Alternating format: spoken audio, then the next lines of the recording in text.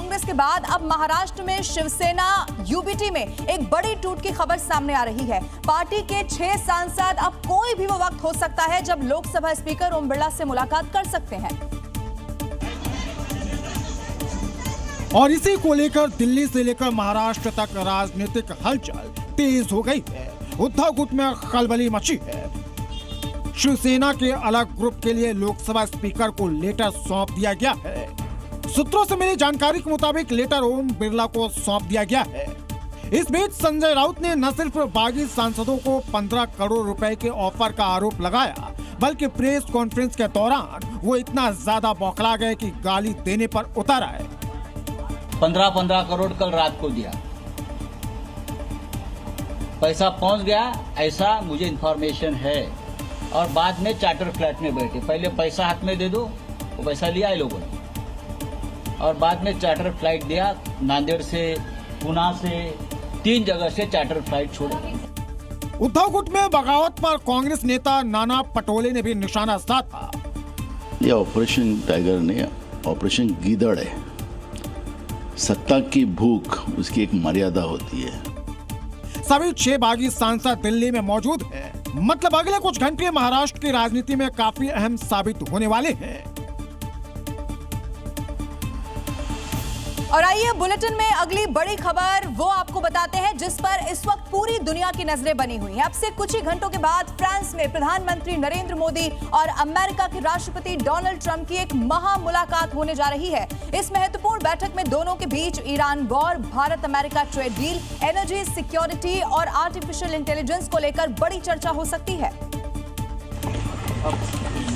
हालांकि इससे पहले मंगलवार को भी G7 शिखर सम्मेलन के आउटरीच सत्र के दौरान प्रधानमंत्री मोदी और राष्ट्रपति ट्रंप की मुलाकात हुई, लेकिन तकरीबन 16 महीने बाद मिडिल ईस्ट में तनाव के बीच इस बार दोनों के बीच मुलाकात में गर्मजोशी की कमी दिखी। ट्रंप से मुलाकात के समय प्रधानमंत्री मोदी ने सिर्फ हाथ मिलाया। तो वहीं आज कुछ घंटों के बाद ट्रंप और मोदी के बीच होने जा रही बैठक पर दुनिया की नजर है, क्योंकि इस दौरान कई अहम मुद्दे प्राथमिकता पर रहने वाले हैं, जिनमें पश्चिम एशिया संकट बैठक में प्राथमिकता पर रहेगा। इस दौरान हॉर्मुज संकट को लेकर के भी प्रधानमंत्री मोदी भारत का रुख ट्रंप के सामने रख सकते हैं। तो वही ट्रेड डील भी चर्चा का अहम मुद्दा रहने वाला है। इसके साथ ही ऊर्जा सुरक्षा भी बैठक में प्रमुख मुद्दा रहेगा। बता दें कि प्रधानमंत्री मोदी और ट्रंप फ्रांस के एवियन शहर में शाम 6:30 बजे के करीब बैठक करने जा रहे हैं। मौजूदा वैश्विक हालातों और इसमें भारत की भूमिका की वजह से इस मुलाकात पर दुनिया की नजर टिकी है। और मुहर्रम से पहले उत्तर प्रदेश में योगी फोर्स पूरी तरह से अलर्ट मोड पर है, जिसको लेकर शहर शहर फ्लैग मार्च भी किया जा रहा है और इसके साथ ही लोगों से शांति बनाए रखने की अपील की जा रही है। पुलिस की फ्लैग मार्च की ड्रोन तस्वीरें यूपी के अमरोहा की हैं। मुहर्रम से पहले योगी फोर्स शहर की सुरक्षा व्यवस्था को लेकर अलर्ट मोड में है। भीड़ भाड़ वाले इलाकों में फ्लैग मार्च कर निरीक्षण कर रही है, साथ ही लोगों से शांति व्यवस्था बनाए रखने की अपील कर रही है। वहीं फ्लैग मार्च की दूसरी तस्वीर संभल से आई, जहां शहर की सुरक्षा व्यवस्था और मुहर्रम को लेकर पुलिस फोर्स जगह जगह पर फ्लैग मार्च कर रही है। लोगों से बातचीत कर शांति बनाए रखने की अपील हो रही है, जिससे कि मुहर्रम को शांति के साथ मनाया जा सके। साथ ही जुलूस को लेकर गाइडलाइंस के पालन का संदेश दे रही है। गाइडलाइन जारी और जो पारंपरिक रूप से होते आए हैं जुलूस या जो भी इस प्रकार के पर्व हैं, उसी हिसाब से इनको मनाया जाए, इससे कोई भी विचलन ना आए।